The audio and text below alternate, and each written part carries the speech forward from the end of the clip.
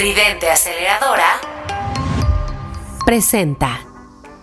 Cavernícolas, seguramente a lo largo de los días, de las semanas, de los años, siendo padres, siempre nos hemos preguntado, te has preguntado si lo estás haciendo bien, si lo haces bien, si así es como tienes que seguir haciéndolo hacia el futuro.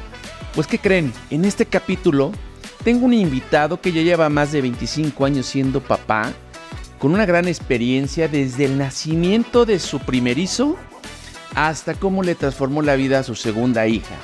Y nos comparte mucho de cómo gestionar este proceso de ser papá, cómo fluir, cómo ser flexible, cómo dejar de anclarte en el pasado, cómo mejorar tu forma de ser, porque muchos de nosotros somos papás a la manera en cómo lo vivimos, cómo nos lo heredaron nuestros padres, tíos, abuelos.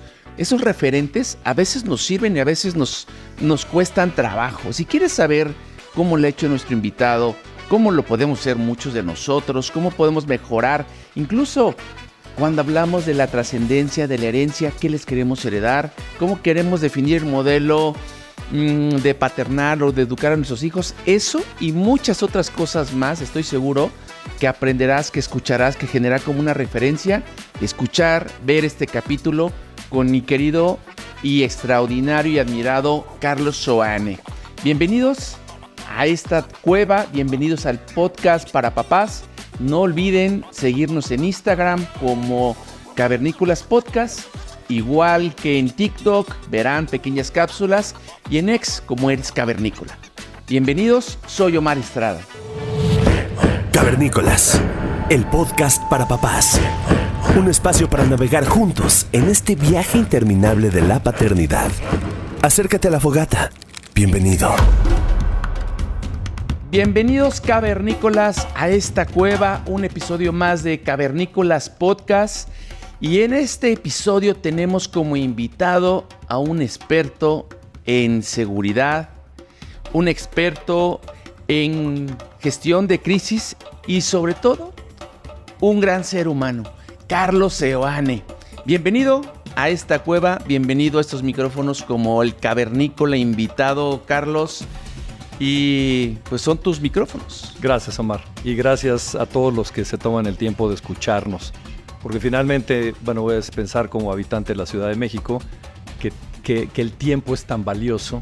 El hecho de dedicar tiempo para decir, voy a escuchar esto, que no sé hacia dónde va a ir, pues también se agradece, ¿no? Totalmente. Y fíjate que este podcast, esta cueva que le llamamos nosotros, es un espacio para hablar sobre todo un espacio para hombres, para papás, que pocas veces tenemos los micrófonos o incluso las mismas tribunas íntimas, individuales, una mesa de amigos, una comida, poco hablamos nuestro rol de padres. Y de eso se trata. Y esa es la invitación, mi querido Carlos, y agradecidísimo de estar con nosotros. Digamos, tú tienes muchas formas, muchas maneras, muchos ángulos de dónde hablar, dónde tocar el tema de la paternidad. Y pues muchas gracias. Tú eres papá de 2 críos. Sí, y voy a decir ambos, un hombre y una mujer, ambos buscados, planeados, queridos. Uh-huh. No hubo, voy a decir un poquito como por libro de texto. Uh-huh. Es decir, es tiempo y ahora, y la hermanita o el hermanito ahora toca, entonces algo tal vez muy diferente a otras familias o a otras circunstancias. ¿Y cómo fue que lo planeaste, que lo decidieron? Porque uno viene separado, uno tiene, tu hijo mayor está por cumplir 25 y tu hija 23. Correcto. Mira, yo me casé, yo tenía 29 años, Ana tenía 31, le dije que yo quería llegar soltero a los 30, trabas o taras de uno, y me dijo, no hay problema, puedes llegar soltero a los 30, nomás que sin mí, ¿no? O sea, entonces, hubo un tema, voy a decir, de cierto reloj biológico, el decir, pues uno no puede embarazarse cuando uno necesariamente quiere. Entonces, hubo una cierta calendarización de decir, empezamos a tratar aquí, cuando nace, el tiempo que queremos que tome el hermano. Siempre dijimos que queríamos 2. Nunca pusimos en la mesa tener una familia de 3, 4 o 5. Entonces, de alguna manera, nuestras edades, la cronología, nuestras propias carreras, pues marcaron un poquito, no te voy a decir definieron, pero sí marcaron el momento de decir, pues es momento de arrancar, ¿no? En el proceso. Oye, pero este tema estamos hablando hace 25 años, tú 26, 27 años, tú decides, voy a ser papá. ¿Y cómo es este modelo de familia? ¿Cómo construyes tu modelo de familia? ¿Y cómo construyes tu modelo de paternidad para definir que eran solo 2 y que venían seguidos y que tenías como eso tan estructurado? Muchas veces lo puedes estar planeando, pero las cosas no salen como uno lo desea. Sí, claro. Pues mira, por mi lado fuimos 2. Y pues nací en en el 67. Entonces, pues recuerdo, esa campaña de la familia pequeña vive mejor. Y pocos hijos para darles mucho. No te voy a decir tuvo un gran efecto en mí, pero resonaba al fondo. Claro. Del lado de Ana, mi esposa, literalmente muchos hermanos. Y entonces, pues en el transcurso del noviazgo, pues te platicaba las aventuras, pero también pues lo que es tener bajo un techo a varios hermanos, carencias en cuanto a tiempo, carencias en cuanto a atención, carencias en cuanto a amor, independientemente de si había más dinero o menos dinero. Y entonces pues, la decisión fue ser responsable con el planeta, ser responsable con nosotros, poder dedicar el tiempo, poder cada uno agarrar a uno con la mano, porque el tercero ya nadie lo agarra. Y pues nunca, te digo, se dio de una manera muy natural. No hubo un yo quiero más, yo quiero menos, no hubo una negociación. ¿Cuántos te gustarían? A ti, a mí, ok. Y bueno, no hubo una partida de ajedrez para decidir algo, ¿no? Oye, pero esta metáfora de que cada uno lo pueda tomar de la mano, ese es un tema de mi límite está ahí. Este modelo de... Pues digo, creo que eso es más como una broma. Sí. Finalmente el decir, oye, ¿y al tercero quién lo agarra? Sí. Y también a nuestro alrededor, ¿no? Mucha gente, nuestros amigos, finalmente creces con una generación, se casan, no es que al mismo tiempo, pero nos fuimos casando más o menos al mismo tiempo, nos fuimos embarazando todos al mismo tiempo, y de alguna manera mis mejores amigos, pues muy similar, o sea, un hijo, 2 hijos, y de repente decías, es que alguien tuvo 3, ¿no? Y el que tenía 4 fue como, ¿qué pasó? No, pues no lo planeamos, o sea, se nos chispoteó. Entonces, nosotros nacimos ya en una generación, voy a pensar Ciudad de México, en donde auténticamente las grandes familias, Ana tiene amistades muy, muy queridas que también tuvieron 8, 9, 10 hermanos, y yo lo visualizo y digo, incomprensible, locura, impensable, imposible, no hay manera. Entonces, pues también lo que tu marco de referencia alrededor, ¿no? Sí. Y después, llegaron tus 2 hijos. ¿Y cómo fue o cómo ha sido marcado tu modelo de paternidad, Carlos? Híjole, mira, a ver, fue un buen embarazo. Felices los 2. Y mi paternidad inició de una manera, voy a decir, montaña rusa, y no necesariamente para abajo, sino como en reversa. Mi hijo no respiró cuando nació. Entonces tuvo una depresión respiratoria. Cuando alcanzo a verlo por primera vez está azul. No marino, pero sí azul clarito. Y yo fui paramédico hace 1000 años en Cruz Roja voluntario y me di cuenta cuando lo están intubando y dices, ¡ay, Dios mío! Algo está mal. Cubetada de agua helada. Pues, ni siquiera, o sea, fue cruzar el portal a otra dimensión. Sí. Duró 15 días más o menos en terapia intensiva, luego agarró una infección en el hospital que es así, casi lo mata.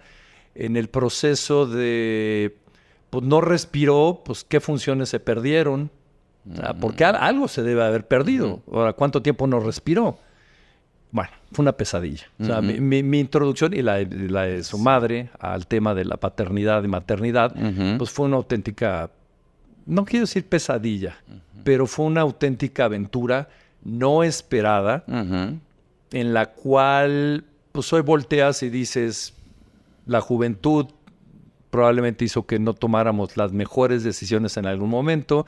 Había un seguro de gastos médicos, entonces no fue un tema de dinero, pero la realidad es que cuando salimos con Andrés y llegamos a la casa, estábamos aterrados. O sea, a diferencia de decir, bueno, ¿y ahora qué haces con esto? Estábamos aterrados de estar respirando el niño. Y bueno, pues vamos viendo a ver qué funciones perdió o no perdió. Según yo no perdió ninguna. Pero bueno, fue una montaña rusa en reversa de caída. ¿Y cómo fueron superando este tema y ahorita me haces recordar esos momentos que cuando llega tu crío o tu cría a tu casa, de repente dices, oye, no hay ruido, ¿no? Y desde muy bebés, desde muy pequeños vas y te asomas. Y después vas creciendo y sigues viendo todo el tiempo estos puntos de referencia que te den un poco de tranquilidad y seguridad. Y después vas aprendiendo sus sonidos, sus olores, sus movimientos de tus hijos. Y vas reconociendo poco a poco. Pero hay una tensión, hay este tema de cómo voy reconociendo que las cosas van marchando bien. ¿Cómo fue esos momentos? ¿Cómo salieron de esa primera crisis?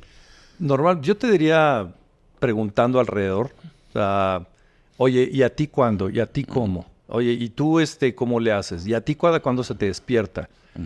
Y digo, la realidad es que las primeras semanas en casa fueron, voy a decir, muy hermosas y muy tensas. Andrés fue un niño súper demandante. Y entonces, el no saber qué hacer, el escuchar tal vez información de más, el antecedente que teníamos, ¿no? Y Andrés le veías la cicatriz en el cuello por un tema de alimentación parenteral. Entonces, pues era día a día, o sea, no tenías una meta, no era el decir, bueno, de aquí al mes entrante, era al día y era asegurarte que durmiera bien, comiera bien. Fue un proceso muy, muy como de cruzar un río de una orilla hacia otra, de piedra en piedra, en piedra, en piedra, cuando pues escuchabas a los amigos de nosotros brincamos 3 piedras o estamos del otro lado, nosotros decíamos, a ver, que hoy salga todo bien y mañana no lo sé, pero hoy que salga todo bien. Y el fin de semana no me da la cabeza para el fin de semana, que hoy salga todo bien. Hasta que finalmente pues pasó lo que tenía que pasar, que obviamente pues quedamos marcados durante algunos meses, ¿no? Y asumo que en algún lugar de su psique de bebé, pues algo también quedó, ¿no? Y después de 3 años, 2 años, llega su hermana, ¿vale? Llega la hermana y bueno, pues fue como las cosas debían de ser, ¿no? O sea, de estar en el parto y decir, ya salió. Digo, porque al otro lo sacaban con forceps. Sí. Entonces, ya salió. Ya, así, ya, todo, así fácil es. Ya. Y ya lloró. Ay, qué maravilla. O sea... Llegó fácil. Fue bien, o sea, rápido, un parto fluido. fue blanco y otro fue negro, ¿no? Uno fue Chivas y otro fue América. O sea, fueron 2 cosas totalmente distintas. ¿Y en el día a día? Y en el día a día, pues las personalidades de los hijos, ¿no? Andrés súper demandante, Valeria, yo creo que a los 15 días ya dormía 6 horas. Aquel pegada de gritos de sáquenme de aquí, la otra con sus juguetitos, siempre hacemos la broma del pañal con 3 kilos de pipí, o 3 litros de pipí, y no gritaba, no lloraba, no demandaba. Entonces fueron personalidades brutalmente opuestas cuando eran unos bebos, ¿no? Entonces decías, pues el benchmarking de uno no ayuda para el otro. Claro. O sea, no es un referente, solamente nos dijo, prepárense, que ahí vienen 2 cosas distintas. Pues lo fuimos aprendiendo sobre la marcha. Que creo que es como finalmente la mayoría de los papás van aprendiendo. Ahora, ¿qué aprendimos con Andrés? Resiliencia.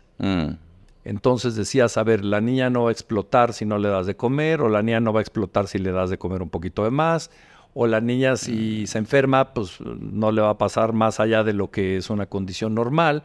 O sea, Andrés nos hizo brutalmente resilientes ante lo que podían ser las adversidades de la paternidad con un segundo hijo o hija para el caso. Y en el caso de Andrés, ¿ya no tuvieron después complicaciones médicas en su primera infancia? Ya fue fluyendo bien, o sea, más bien fue su personalidad la que la que lo hizo demandante. Va a ver, su personalidad sí. Y obviamente te digo, yo creo que algún tema de es que es difícil decir, pues es que es un bebé, no se acuerda de nada, ¿no? Pues es un bebé, no sabe qué está pasando.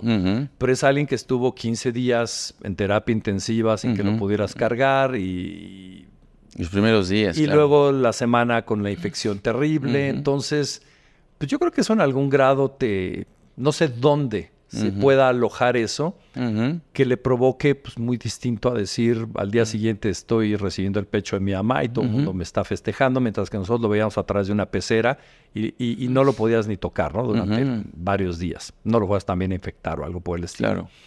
Entonces, pues fue ver su desarrollo, porque al final no es que digas, a ver, la prueba de sangre dice que no tiene nada, o la placa refleja que no, era al decir cómo se va desarrollando y aunque decías, no estamos viviendo apanicados, no estamos hipervigilantes, no estamos bajo un proceso de estrés brutal, pues sí fue ver, oye, ya gatea cuando los demás gatean, oye, pero no gatean, nunca gateó normal. Cojeaba cuando gateaba, arrastraba una pierna. Oye, eso es normal, eso que refleja, eso que significa. Los amiguitos hablan y él habla igual o no habla igual. A llegar a la escuela y decir, pues colorea dentro de las líneas o se sale de las líneas. O sea, fueron algunos años de atención muy especial y nunca supimos ni sabremos si en realidad fue porque así era o algo tuvo que ver el proceso de la falta de oxigenación al nacer, ¿no? Claro. Pero bueno, no marcó un camino, no fue porque tuvo, sino si lo tiene y es parte de, pues tenemos que aprender a lidiar con ello y a empujarlo y a sacarlo, ¿no? Si es que en algún momento hay un bache. Oye, Carlos, pero esto me hace pensar muchas cosas y me hace regresar un poco a la experiencia personal con mi hijo cuando era bebé. Porque siempre en las escuelas, con los amigos, uno nunca nacen al mismo tiempo, ni es una carrera de velocidad, de quién gatea mejor, quién gatea más, ¿no? Pero es como un campo traviesa que cada quien empieza en el momento que quiere, o que puede, o que llegan los hijos.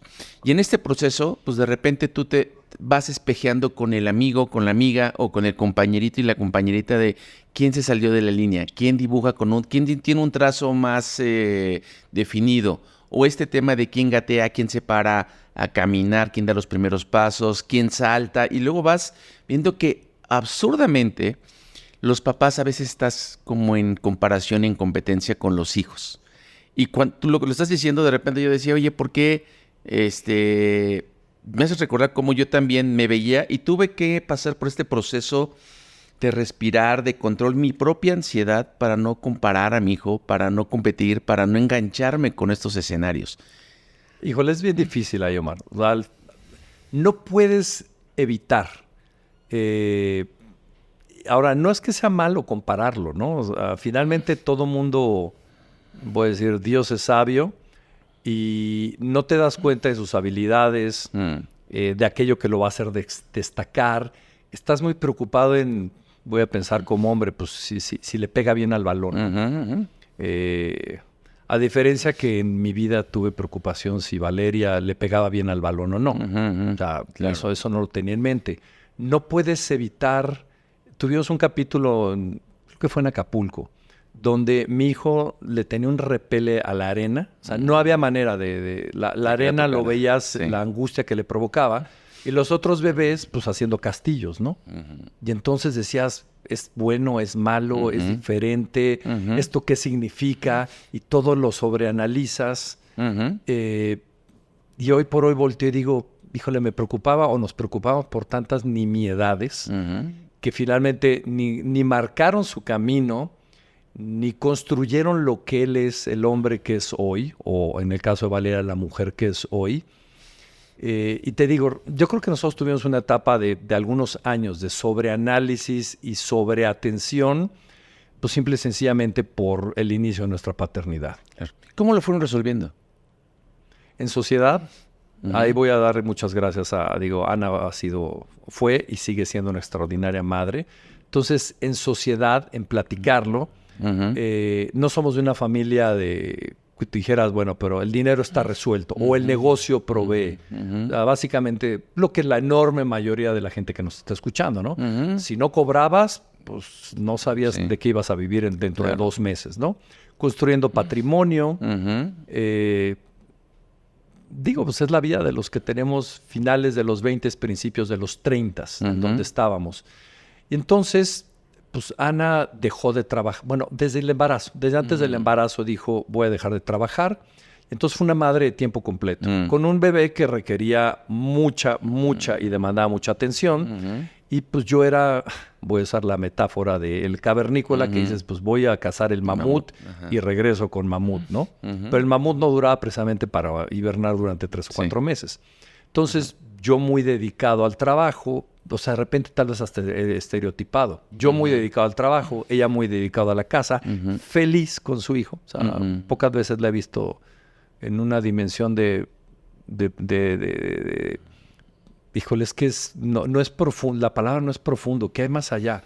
Como un hoyo negro de felicidad, o sea, sumergida totalmente, en donde aquel demandaba, ella tenía el tiempo y platicábamos mucho, más por ella que por mí. O sea, ella decía, yo veo esto y ya hay que hacer esto, y decías, pues si no cooperas, no estorbes, ¿no? Entonces, voy a decirte, yo creo, ella llevó la delantera en el proceso de la crianza, de las decisiones, de la escuela, de la natación, del ejercicio, de la terapia, y yo me encargaba, digo, tal vez de una manera un poco, válgame, primitiva, pues de que existieran los recursos para poder llevar a cabo ello, ¿no? Pero entonces, digo, en el mundo de la aviación, Top Gun, la película, decías, ¿quién es mi wingman? Yo soy el que dirige la misión, pero ¿quién es el que me está acompañando? Entonces yo me convertí más como un wingman para Ana. Y así, digamos que yo oigo, creo que el concepto de proveeduría de repente está como muy estigmatizado, que el que solamente provee de recursos, pero la proveeduría son muchas cosas, ¿no? El proveedor provee también respaldo, provee compañía, provee tiempo, provee amor, provee cariño. Hay muchas otras formas de proveer, y creo que esta metáfora de la compañía estratégica, la compañía sumante al caso de tu hogar, pues ayudaban a tu familia, a tu esposa y a tus hijos. Mira, sí, a ver, sí, no nada más es proveer el recurso económico, ¿no? Oye, literalmente ahí está el mamut. Yo en esos días trabajaba en Organización Lobo. Éramos la seguridad de los eventos, de los conciertos, de los partidos de fútbol, de las carreras de autos. Entonces, yo trabajaba muchos días de noche, claro. Trabajaba muchos fines de semana. No siempre, digo, por decirte, en un auditorio nacional yo podía llegar a mi casa a la medianoche. En un Palacio de los Deportes o Foro Sol, pues 4 o 5 de la mañana. Y obviamente, pues recupérate para el día siguiente otro show, o viene el otro evento, o así. Entonces, ese esquema también medio bizarro de, pues literalmente trabajar de noche, trabajar en fin de semana, hacía que cuando pudiera yo tener, tal vez, no había mucho descanso, pero cuando pudiera tenerlo, yo decía, necesito mi tiempo para mí.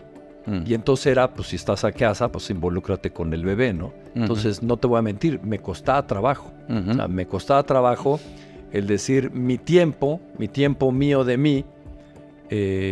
Ana vivía en Monterrey, fuimos novios a distancia durante algunos años, y yo viví solo a raíz de la muerte de mi padre, la muerte de mi madre. Y entonces, pues costaba trabajo integrarte, ¿no? O sea, no fue un papá muy niñero. Costó trabajo. Al menos los primeros 2, 3 años. Entonces, el proveer, como ahorita dijiste, no solamente el recurso financiero, en especie, voy a decir, fue todo un reto. ¿Qué fue cómo lograste vencer ese reto? ¿Y qué fue ese reto? ¿Dónde estuvo el core de ese reto? No lo vencí, lo fui gestionando. O sea, fue administrarlo y entender la importancia que uno tiene en la vida de un chiquito o de una chiquita, ¿no? Para el caso. O sea, la influencia, recordar tú cuando eras niña, a ver, ahora sí que haces benchmarking volteando hacia atrás, ¿no?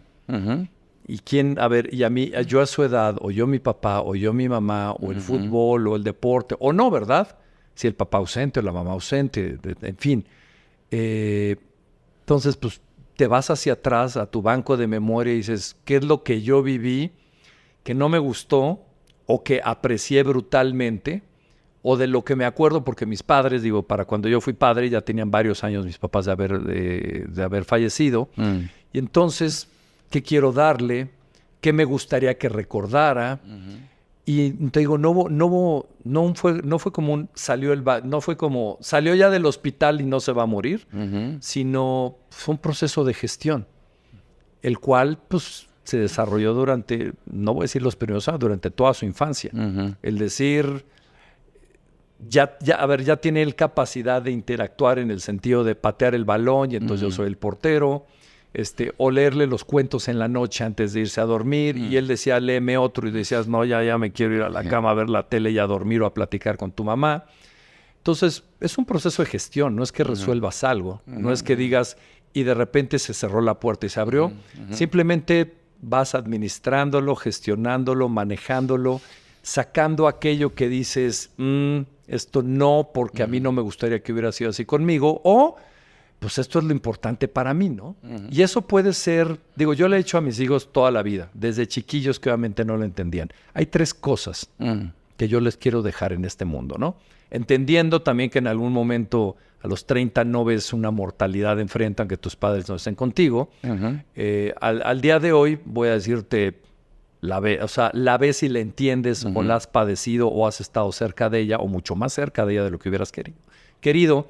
Y entonces les digo, 1, la mejor educación que mi bolsillo les pueda pagar.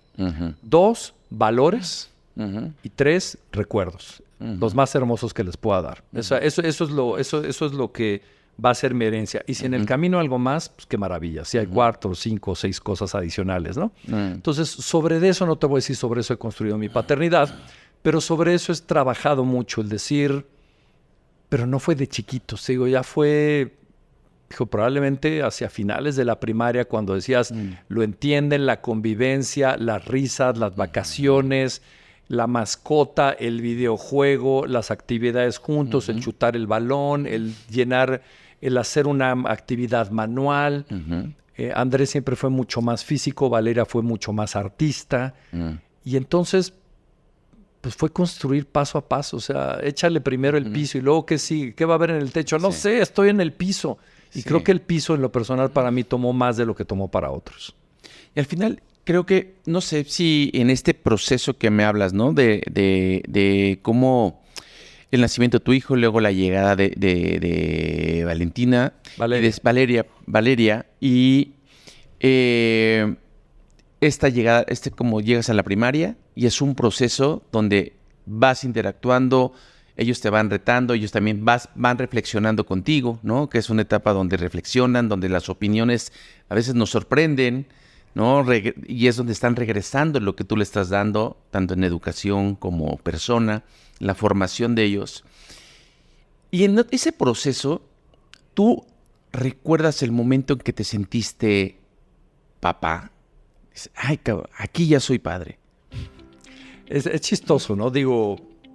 Cuando Andrés nació, al día siguiente, te lo juro, me vi al espejo y empecé a ver canas en la barba. Igual y ya estaban ahí, pero dije, cuando la siguiente vez que me rasuré, dije, no inventes, o sea, este niño ya me sacó canas. Literalmente, no es broma, no es una metáfora, es una analogía. O sea, ya me sacó canas. Igual y hubieran salido en la misma fecha, pero bueno, coincidió. Tardé en entender la responsabilidad. O sea, tardé en entender... el decir, pero es que hace 15 días yo era soltero, o yo iba en la prepa, o yo me iba en la bicicleta, o yo andaba de gira con Sting por todo México, ¿no? No me costó trabajo. Que me cayera el 20, literalmente tomó su tiempo. De decir la responsabilidad y la importancia que yo tengo en el desarrollo de esta personita, de estas personitas. No soy psicólogo, pero leí y decías, pues lo que les das en los primeros años, aunque después se los inyectes a nivel masivo, ya no entra de la misma manera.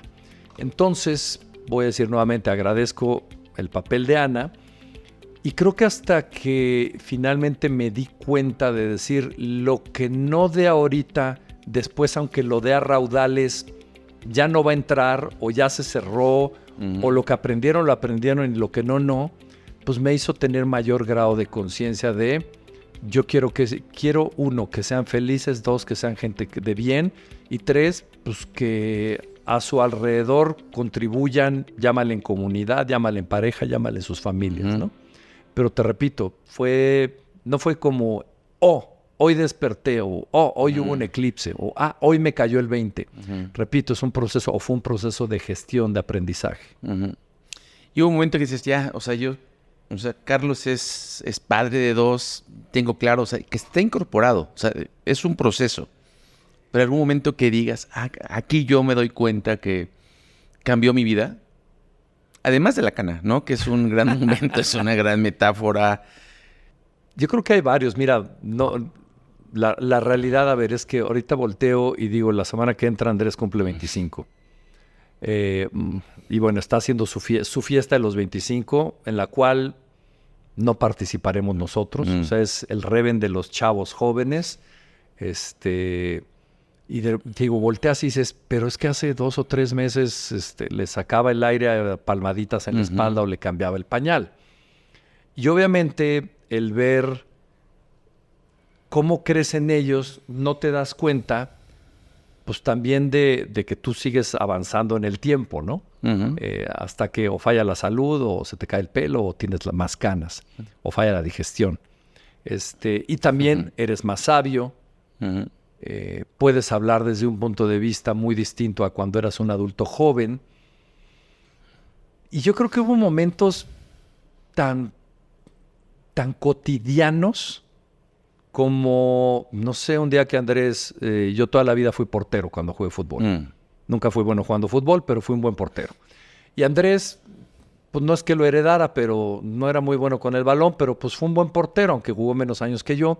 Y algún momento en donde papá, paró extraordinariamente bien y no le metieron goles, y entonces el orgullo de que el hijo portero y todo el mundo lo felicitaba. Y tú como cuando eras portero. Y entonces momentos tan cotidianos que pueden pasar desapercibidos de una manera impresionante. Te puedo decir, ese partido, ese momento, aquel día, pues puede haber sido no un momento definitorio, pero imagínalo como la estrella fugaz en el cielo, que dices, levantas la vista y dentro del cielo estrellado ves que la estrellita pasó durante 10 o 15 segundos y dices, esto tiene una relevancia importante, tengo que entenderlo, pero me siento orgulloso de mí, tú te sientes orgulloso de ti, vamos a festejar. Tal vez el momento en que reprobó una materia y pues las lágrimas y dices, híjole, mijito, el día que algún día voltees y digas, lloré sobre esto, es la cosa más absurda del planeta, pero en ese momento tuvo una relevancia impresionante, o la muerte de la primer mascota. Entonces, yo creo que actos de cotidianidad que finalmente alumbraron el cielo de una manera particular, en la cual pues te diste cuenta meses o años después de decir, ese momento fue clave, ese momento fue clave. No creo que en mi caso o en el de varios de los que nos esté escuchando digas, hoy me marcó, hoy fue un parteaguas. Y podrás decir la graduación de la prepa o la primera novia o cuando le enseñaste a manejar o cuando, si la vida te lo permitió, le compraste su primer coche. Recordemos, Andrés tiene 25 años y Valeria va para 23, entonces ya no te estoy hablando yo como tu paternidad que dices, pues va a salir de la primaria, ¿no? Sí. Todo lo que te falta, mi estimado. Ya sé. Pero bueno, al final volteas y es impresionante. Lo que aprecias en el camino recorrido son detalles que en su momento no te diste cuenta del valor que tuvieron. Y no hay grandes hitos. No es, llegamos al Everest, clavé la montaña y dijiste, ¿qué sigue ahora? El monte K2. No, es el viaje. Tú lo vives como fluyendo. Lo vives ahorita en ese. Sí.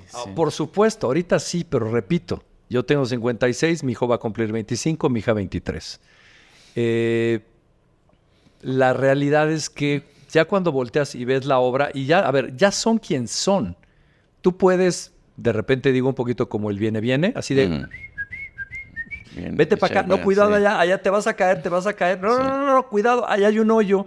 Pero pues si va a meter la pata en el hoyo, tú ya no tienes, sí tienes influencia, pero ya no tienes toma de decisión, ya no le castigas el Xbox, ya no dices, ya no te voy a dar dinero. Bueno, y si lo hicieras serías un ridículo, obviamente ya no le vas a pegar un manazo. Entonces volteas y ves la obra, ¿no? Ves la obra y lo que te digo es la vida y es el camino recorrido.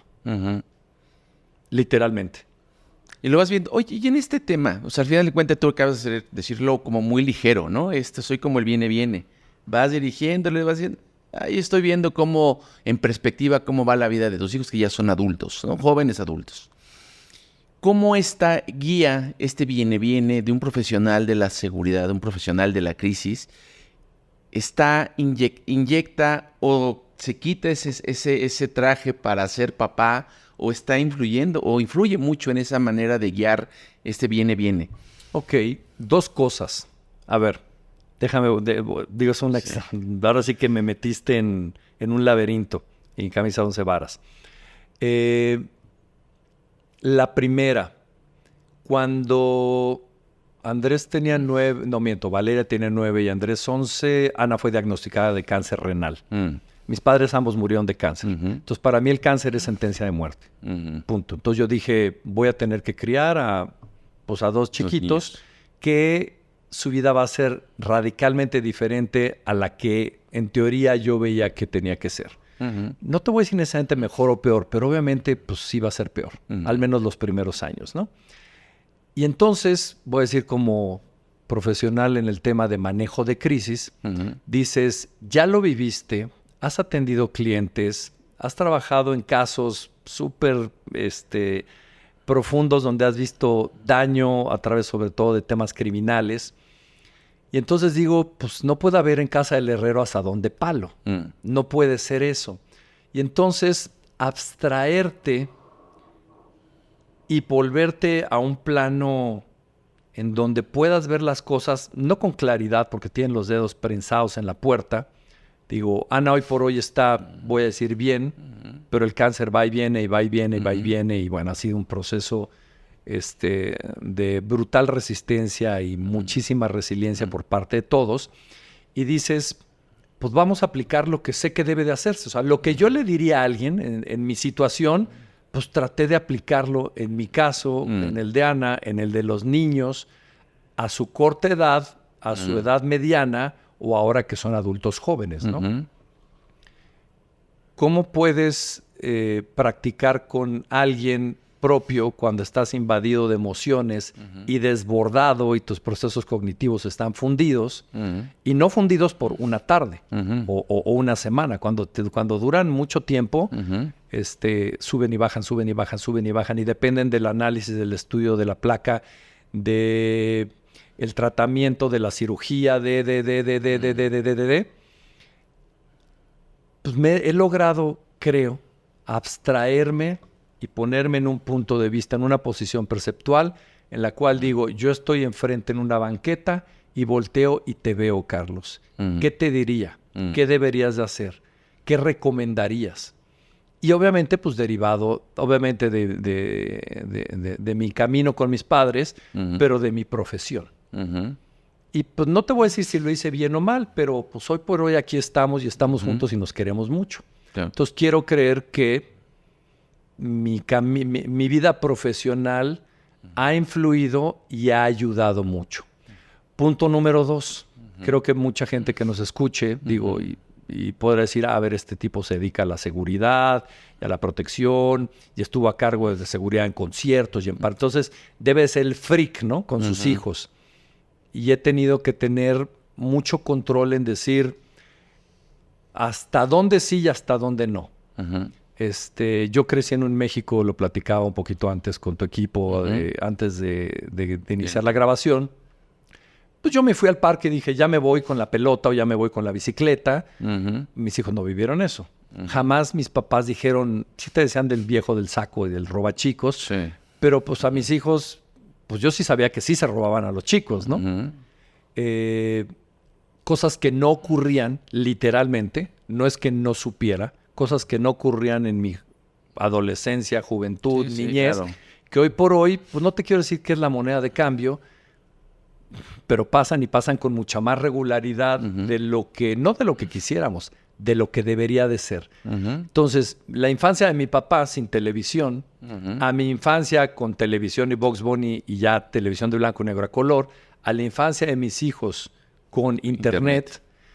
Y ahora con inteligencia artificial, pues son cosas muy distintas, ¿no? Entonces, he procurado sí ser muy cuidadoso, sí ser muy protector, pero entender que hay una línea en la que vas a cruzar, que si la cruzas vas a ser hipervigilante, vas a ser un histérico, vas a invadir vidas, tienes que permitir que aprendan, que crezcan y que hagan.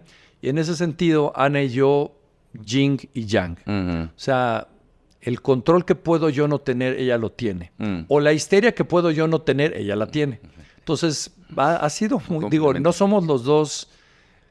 Digo, ahí afortunadamente nos complementamos, nos suplementamos, donde yo cojeo, ella no, o donde ella se va de bajada, yo vengo de subida. Y sí te digo, sí tengo estoy muy consciente que mi brújula está rota. ¿En qué sentido? Digamos, es que no quiero entrar hacia cosas que me han tocado dentro de mi campo profesional, pero para mí es muy difícil en algunas cosas distinguir lo que para mucha gente es brutalmente anormal, para mí es mi pan de cada día. Como podría ser de un oncólogo, o como podría ser de un abogado penalista, o lo que podría ser de un bombero. Entonces, pues a ratos mi plática y la de mis hijos, pues si la escucharas tú igual y dirías, oh my God, ¿qué es eso? ¿Pero de qué hablan? ¿Pero cómo lo dices? Actualmente cuando son adultos es muy fácil. Cuando eran chiquillos, pues no sabían qué hacía su papá. Literalmente, ¿no? De lo que hace mucho tiempo decían, pues cuida artistas, ¿no? Aunque yo no estaba en Organización Lobo, pero todavía hacía algunas cosas de protección ejecutiva, pero decía, pues cuida artistas. Y entonces sus amiguitos decían, pero entonces tu papá es guardaespaldas. Pues era lo mejor que podía explicarle o entender. Ya después, pues bueno, yo creo que al día de hoy ya tienen muy claro lo que hago y qué pone el pan en la mesa. Pero, repito, ha sido aprender y caminar y gestionar y administrar. O sea, no hay una ruta trazada, Omar. Oye, pensando que no hay una ruta trazada, pero también vivimos en un contexto que es complicado, ¿no? Un contexto donde el índice de desapariciones de personas, el índice de desapariciones de infantes es muy alto, ¿no? Y cada vez más alto en este contexto de México. La violencia en general, y no es tampoco el tapar el sol con un dedo, ni tampoco exagerar lo que viene en el contexto en el que vivimos. Hoy, por ejemplo, en esas etapas, ¿no? O sea, mi pregunta es, ¿qué recomendarías a los cavernícolas papás hasta las diferentes etapas? Porque empiezo con una, y bueno, tú me dirás, pero hace rato que venía pensando en esta entrevista, pareciera que hoy la condición para ser niño es tener una tableta en las manos, un dispositivo en las manos y que esté conectado con internet. Ok, déjame, antes de llegar al tablet y a internet, los miedos como adultos se los pasas a tus hijos. Sí. Y entonces, que puede ser el alcohol, o puede ser las drogas, o puede ser un secuestro. O sea, al final del día, lo que he visto, porque doy mucha capacitación. O sea, he partido, no sé si miles, pero si no miles, cientos de cursos presenciales, conferencias, webinars, en temas de autoprotección. Y cuando me tocan foros más de carácter familiar, les digo, oye, Carlos, pero el secuestro. Y digo, a ver, preocúpense por los niños de primaria. Digo, bebés pues son bebés. Por los niños de primaria, preocúpense por los accidentes. O sea, la mayor afectación a un niño de primaria literalmente es se quemó, se cayó, lo mordió el perro, se cayó al hoyo, se cayó a la alberca y no sabía nadar. Son todo el tema de accidentes. Sí puede haber algún tema de algún atentado, algo, sí, pero híjole, menos del 1%. Periodo de secundaria prepa, Carlos, y lo que he visto y lo que está en las estadísticas es Por supuesto, todavía algunos accidentes, pero ya más de carácter voluntario. Me aventé de la plataforma y me rompí la pata, ¿no? Pero pues tuve toda la conciencia y la voluntad de hacerlo. Drogas, alcohol, sexo no protegido. O sea, es un tema de adicciones, es un tema de accidentes provocados, es un tema de abuso sexual, obviamente más hacia las mujeres de los hombres, pero el rango de amenazas se expande. Y pues hay la juventud divino tesoro. Sí tienes ya conciencia, pero dices, esto a mí no me va a ocurrir. Y de la universidad, digamos, o sea, de que los chavos ya tienen, vamos a decir, 20 años en adelante, son las mismas amenazas, tengas 20, 30, 40 o 50 o 60. Entonces, pensando en tú que eres un papá de un chiquito de 11 años, te diría, pues estás por brincar del tema de ten cuidado con los coches, los perros, la electricidad, el fuego, el aceite hirviendo, todo eso, a pues lo que en inglés llaman el peer pressure, las primeras fiestas, las primeras reuniones. Yo no voy si no hay alcohol. Papás que dicen, no te preocupes, yo vigilo y no vigila nada. Papás que dicen, aquí no se sirve nada y nadie fue. En donde esos papás también están aprendiendo a cómo gestiono esto. En donde los chavos se quieren comer el planeta.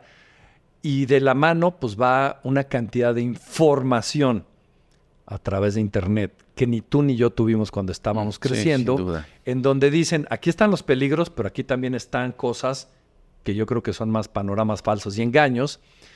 Mis papás, yo no creo que se hayan preocupado mucho en mi adolescencia por un tema de alcoholismo o drogas, que obviamente estaba presente, a lo que yo me preocupé por mis hijos y a lo que tú te vas a preocupar por los tuyos, ¿no? Por el tuyo. Entonces, y ahí no tiene que ver con mi formación en seguridad o no. Es simplemente lo que he visto, lo que he aprendido, lo que dice la estadística y lo que dentro del mundo de los accidentes, las drogas, el sexo, el alcohol y el crimen refleja. Por otro lado, si me dices la tablet, pues es lo que había, lo que estaba a la mano, ¿no? Yo le decía a mi papá, ¿cómo no? O sea, creciste y no había tele. Y si yo hubiera podido ver a Bugs Bunny a las 12 de la noche, seguramente me hubiera parado y le hubiera aprendido. Pero cuando yo era niño, la tele tenía un final. La programación. Pues la programación llegaba un momento que decías, había o como escarcha o unas barras de colores con un tuit. Permanente. Hoy hay miles de canales, 24 horas al día, ¿no? Entonces, híjole, a mí me da mucho gusto que mis hijos no hayan crecido con una tablet en la mano. Pero pues de chiquito le enseñamos a Andrés mira, picas este botón y empujas este cassette dentro de la videograbadora y ves Toy Story y podemos dormir 90 minutos más. Que el niño madrugaba, ¿no? Y pues esa era la tablet de ese entonces. Yo pienso que si hubiera habido tablets disponibles cuando yo hubiera sido un chiquitín, muy probablemente pues hubiera crecido con ello, ¿no? Entonces, no lo veo mal, pero siempre decimos tiempos pasados fueron mejores o en mi época mi prepa fue la mejor hasta que yo salí de la prepa, ya no es la misma. Mi universidad fue la mejor hasta que ya las siguientes generaciones ya no fueron las mismas. Cuando mi época, digo, yo estoy consciente que la música de los 80s fue la mejor música del planeta. Sí. Pero bueno, pues fue cuando iba yo no a los antros. Un antro era un auténtico antro. Iba a las discos, sí, claro, o iba a los bares. Independientemente de que sí creo genuinamente y de todo corazón que los 80s produjeron magnífica música. Entonces, pues es simple y sencillamente con lo que creces, con lo que te toca, ¿no? O sea, con lo que tienes al lado. ¿Los hacen mejores o peores? Vuelvo a lo que voy a decir. Gestionas. Ni muy, muy, ni tan. Y aprendes a vivir con la gestión. Carlos, eso es lo que nos estás diciendo. Hoy los cavernícolas que nos escuchan Carlos plantea el tema de hay que vivir gestionando, aprendiendo, fluyendo. No es ancles. Un tema, exacto. No te ancles. O sea, esto es bueno o esto es malo. ¿Cuál es tu punto de vista? Es que así siempre he sido así en mi familia. Ok, ¿eso significa que es lo mejor o que lo que tiene que ser? Hay carreras actualmente que mis hijos vieron que no existían cuando yo decidí entrar a la universidad. El plan de estudios de mi carrera, que fue diseño, yo quería ser publicista. Hoy por hoy es la cosa más obsoleta del planeta, pues porque no había softwares. Claro. Y hoy todo es con computadora. Entonces, la palabra gestión, administración, en mi campo profesional, administración de riesgos, gestión de crisis, lo manejo todos los días con todos mis clientes. Creo que es muy aplicable a esto, ¿no? No te ancles.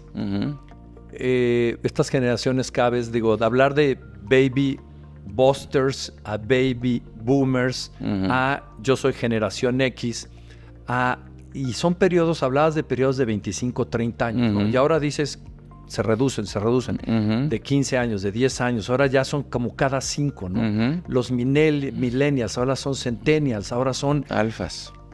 Y pues es la velocidad a la que la tecnología se viene reproduciendo, y esos brincos que antes tomaban 20 o 30 años y ahora toman 2 o 3 años, o 5, y ya está totalmente incorporado a tu vida cotidiana. Gestionen, administren.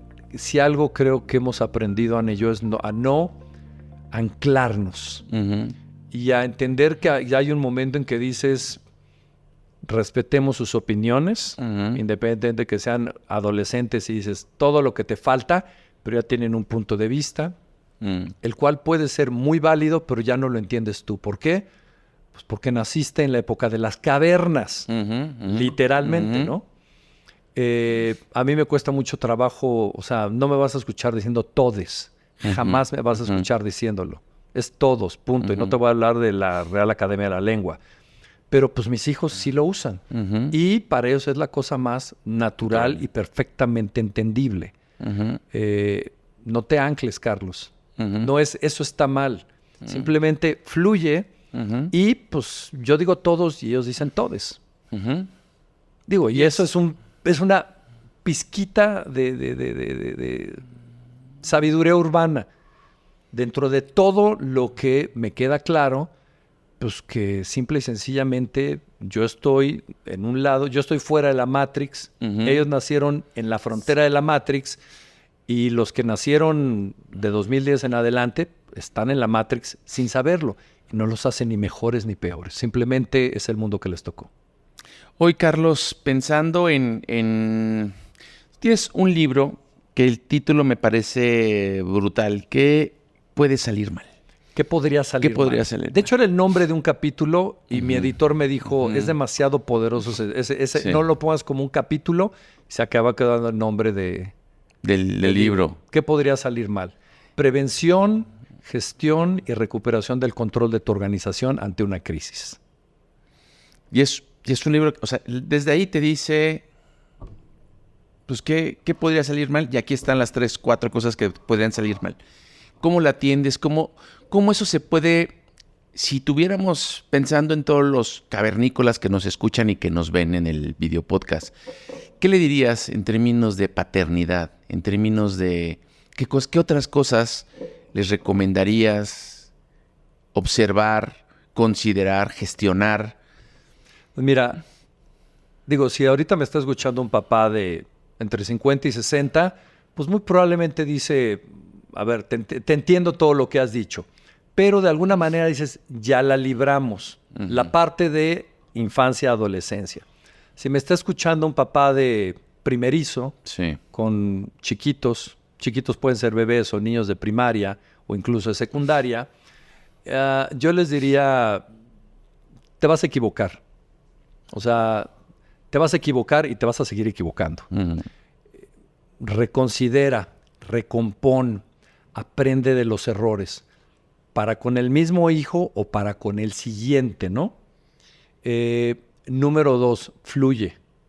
Fluye porque de alguna manera las generaciones nuevas vienen muy aceleradas, sobre todo por temas de tecnología. 3, de alguna manera lo dije, no te ancles. O sea, no digas, es que esto es inamovible o esto es innegociable. O lo que yo he visto, así fue con mi abuelo, así fue con mi padre y así es conmigo. Y dices, paradigmas, ahora no es que sean malos, pero realmente vas a aportar algo o vas a limitar a alguien o vas a detenerlo o vas a hacer que sea introvertido. O sea, Si el así ha sido siempre, te estás dando cuenta que el resultado no es el que fue contigo, pues entiende, los hijos, y aquí sí voy a sonar a tarjeta de Hallmark, los hijos son prestados, no son tuyos. ¿Cuál es tu misión? Darles las mejores herramientas para que cuando despeguen del portaaviones, y que en casos como vida en Estados Unidos, cuando se van a la universidad salieron del portaaviones, una vez que salgan del portaaviones, pues tengan la suficiente cantidad de herramientas, recursos para poder sortear todos los problemas que la vida les va a acabar poniendo enfrente, ¿no? A veces más, a veces menos.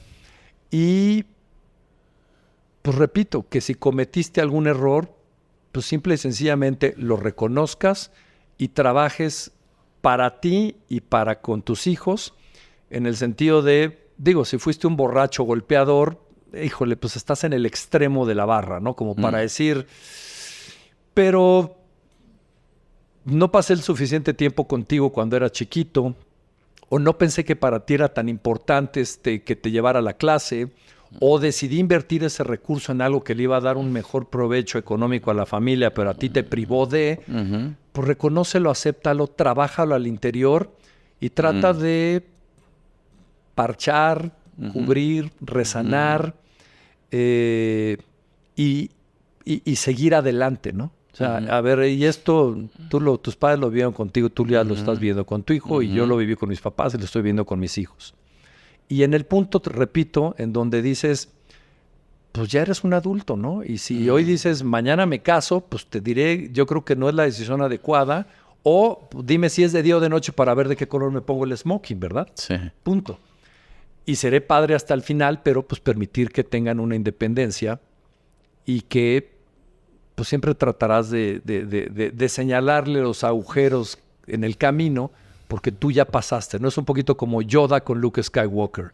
Pero Luke, pues finalmente tuvo que enfrentarse a sí mismo y avanzar, ¿no?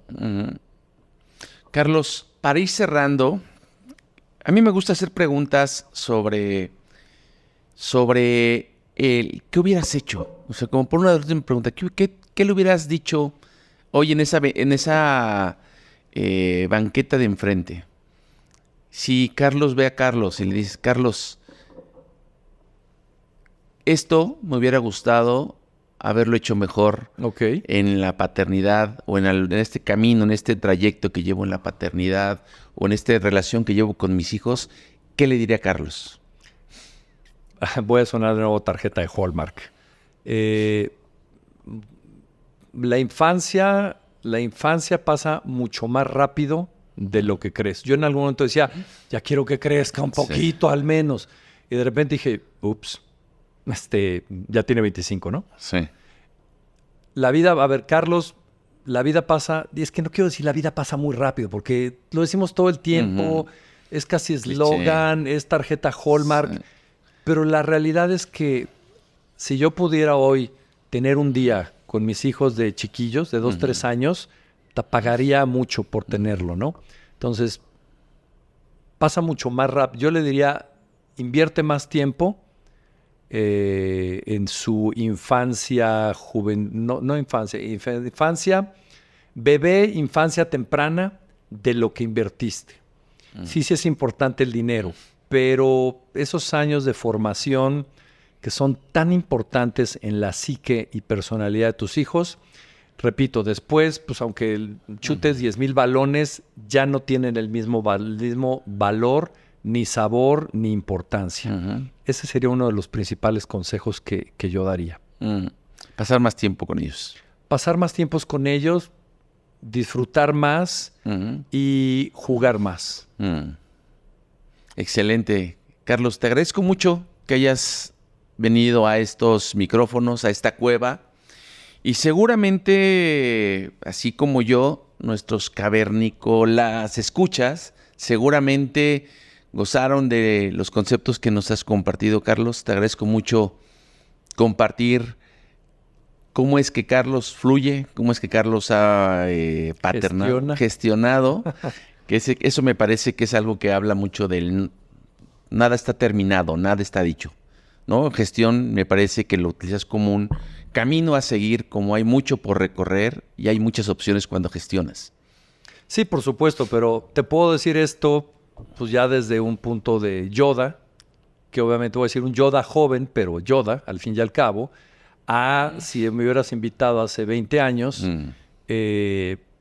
no tengo idea qué respuestas te hubiera yo dado, ¿no? O sea, no lo sé, Omar. Ahorita estoy pariendo chayotes porque el chamaquito tiene 3 años y es una bala, ¿no? Sí.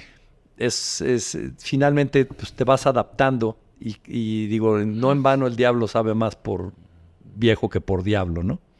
Gracias por la invitación también. Pues muchas gracias. ¿Por qué de eso se trata, Carlos? O sea, en realidad es que las paternidades se compartan y que aprendamos de quien ya tiene recorrido esos 25 años por delante de muchos otros. O en mi caso, pues tú ya llevas como unos 15 años más de experiencia de los que yo tengo hoy como padre. Y seguramente lo que tú me estás diciendo, y como a muchos que nos escuchan, muchos que están detrás de estos micrófonos, seguramente nos hace sentido. De eso se trata, ese es el objetivo de este podcast, poder compartir la experiencia. Eso que incluso en 2024, tú decías hace 25 años que eras papá, no había esa información, no nos educamos, no nos preparamos, no había internet. Hoy hay mucha gente que habla, hay que filtrar cada vez más lo que escuchas para paternar o maternar o lo que sea. Pero creo que no es un tema de consejos, es un tema de experiencias que se comparten y nos ayuda a visibilizar la paternidad, las paternidades, tu paternidad, Carlos. Seguramente a más de uno hoy nos hará sentido y generará eco tus palabras, Carlos. Pues me dará mucho gusto si a alguien le pone una velita en el camino, decir, es para allá o no es para allá, te diría, mi estimado Omar, misión cumplida. Así es. Y como diría Carlos, todos tenemos un Luke Skywalker, todos tenemos un Yoda que nos acompaña. Y seguramente en nuestra paternidad, queridos cavernícolas, algo de lo que escucharon y vieron hoy se quedará para su mejor futuro paternando. Yo soy Omar Estrada y recuerden que esta es su cueva, Cavernícolas Podcast, y gracias a los que nos siguen, a los que nos comentan, tanto en YouTube, en Instagram y en X, ahí seguimos leyendo sus comentarios y pues nos vemos en la próxima, en este mismo lugar, en esta misma cueva, Uga Uga.